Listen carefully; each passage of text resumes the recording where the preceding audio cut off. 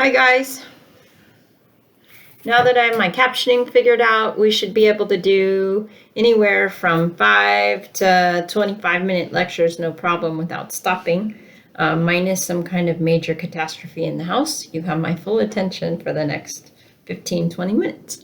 It's dark outside. I did not get around to the videos as soon or as fast as I had hoped, but I did make videos for other classes, as you will see if you're on the YouTube channel. And tonight I'm going to upload at least 2 videos, this one to get you guys started, and the triangles, which will be the first discussion prompt for 3.4, I believe. At this point, you should know a bunch of stuff already. So let's just review some of the stuff you've already learned from Module 2.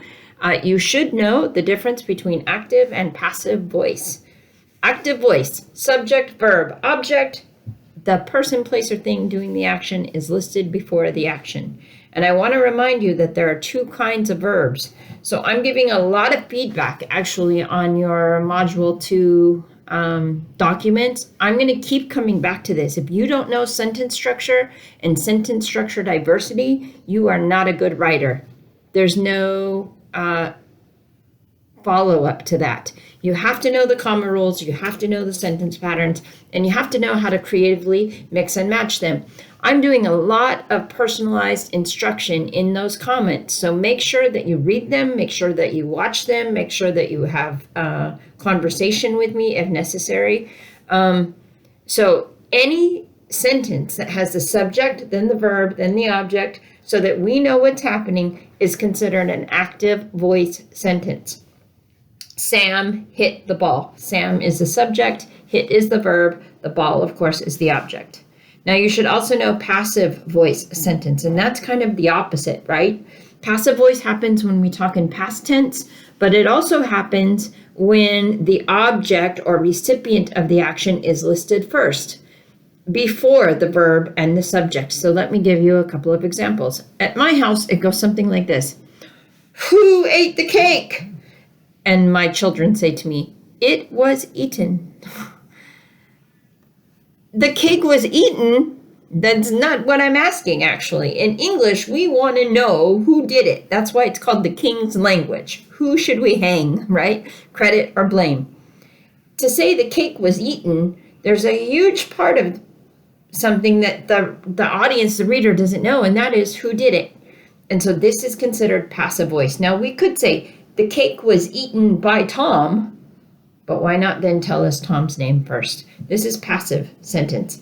The window broke. This is passive because there's no subject taking credit or blame for that verb. So a passive sentence looks like object, verb, maybe a subject if we're lucky. You should be writing 90% of the time active, only 10% of the time passive. Because your reader should not have to guess, should not have to look for answers on different pages and different chapters. It's your responsibility as a writer to tell your reader who is doing what. Now, we've also covered the comma rules, and I said that the comma rules are the same as sentence patterns. This is really important to know because if you know how to play with the comma rules, the sentence patterns, you can mix and match them, right? SVO, I like apples.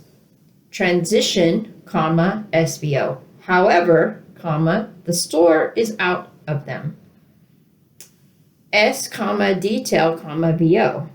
My sister, comma, was allergic to them, comma, never buys them. Okay, now let's complicate it. S, if you have a pen and paper, you can write this down. SVO, comma, conjunction, S1, comma, 2, comma, and 3. Okay, let's try. I like apples, comma, and my sister is allergic, hates them, and never buys them, comma, before the and. Now this would be then a compound sentence, right? There are 2 rules there. But what happens if we make more rules in it? How about this? Subject, verb, comma, quote, SVO, comma, conjunction, S, comma, detail, comma, V, 1, 2, 3, and 4. End of quote. Let's try it. Banesh says, comma, quote, students must memorize, student, subject, memorize verb, their comma rules, comma conjunction, comma, or else they, comma, every writer on the planet, comma, will have difficulty defining details, often deal with fragments, and always have to question if their sentence is a run-on. Period, end of quote. Now within that, I have at least 4 or 5 comma rules, and this is considered a complex sentence. We don't want every sentence to be complex, but what we also don't want is every sentence to be simple. Each sentence should carry its own pattern. The best writers, the more mature writers, mix these patterns up in beautiful dimensions. So you need to know your comma rules and the patterns, and I will be quizzing on this from now until week 16. Now, I suppose the other things I talked about briefly, at least in document form, are punctuation. So I want to just highlight some of the punctuation that you encountered if you downloaded the document or if you have the punctuation packet from the documents you picked up. A handful of you picked up this document called Words.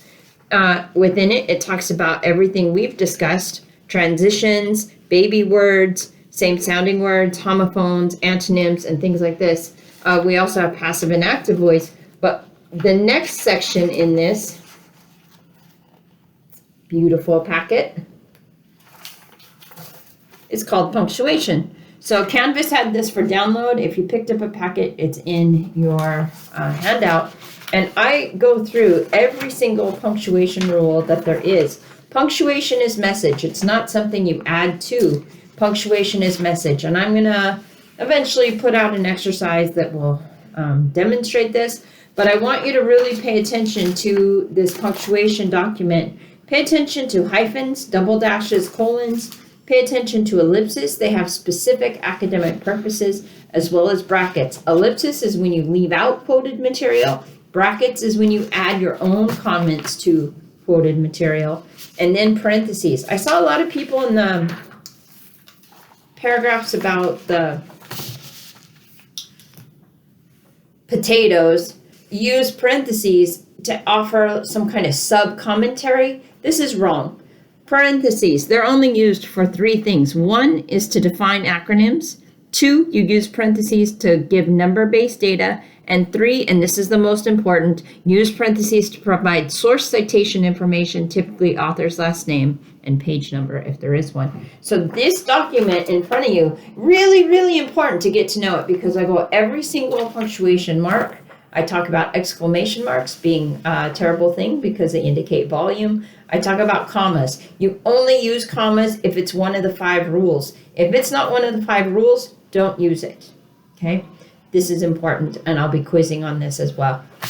Being able to identify subject and verb, make sure you're practicing on Comma Chameleon and Shepherd software games if you have a hard time identifying nouns and verbs and adjectives. And also, of course, practice, chompchomp.com, because that's where you're going to be able to identify fragments and run-ons, comma splices. I saw a lot of comma splices, frankly. You cannot use a comma where a period goes. Subject, verb, object, period. Subject, verb, object, period. If I want to combine those 2 sentences and they have separate subject verbs, you have to use comma conjunction, guys. And remember those conjunctions, for, and, nor, yet, but, yet, so, something like this, fanboys. Those are your conjunctions. They are not starter words. They are in the middle. If you haven't watched the bicycles and baskets videos, make sure you do that too, because that will help you figure it all out. So this week, we're going to go after writing tricks, perfect paragraph structure, and ideas related to choices you have to make before you begin to write. I'm going to barely introduce the 5 principles of academic writing, and again, you'll take a toolbox quiz. I think that your homework assignment is a paragraph, and it's going to be a 15-sentence paragraph, no more 5-sentence paragraphs, as if you were a kindergartner. We're in college, and my job is to get you ready for academic university writing. What else should I say? Do your work. I'm sure all of you got my very salty message this morning. I am so sad to see so many zeros, guys. It's ridiculous. The discussion boards are my way of giving you credit for attendance and participation. It's really important that if somebody comments on your work, you comment back so that a natural conversation can happen. Many of you did not comment on anybody or any of your peers' work. Next week, starting this week, it will cost you points. If you don't respond to other people, you'll lose the 2 points for that response, or the 5 points, whatever the prompts say. But all those zeros, catch up. Mostly all we've done so far is look for articles and watch videos, and there is zero reason that anyone should have zeros. So please do your work, okay? That's really important. What else should I say? I think I need to say that if you have these quizzes from the packet pickups, make sure as you learn things to fill them out. And if you don't have the packets, then as you learn things, make sure you're taking notes, because I'm going to ask these questions over and over again. The goal is 100% knowledge retention, okay? That's really important. All of the documents you should be able to download and print.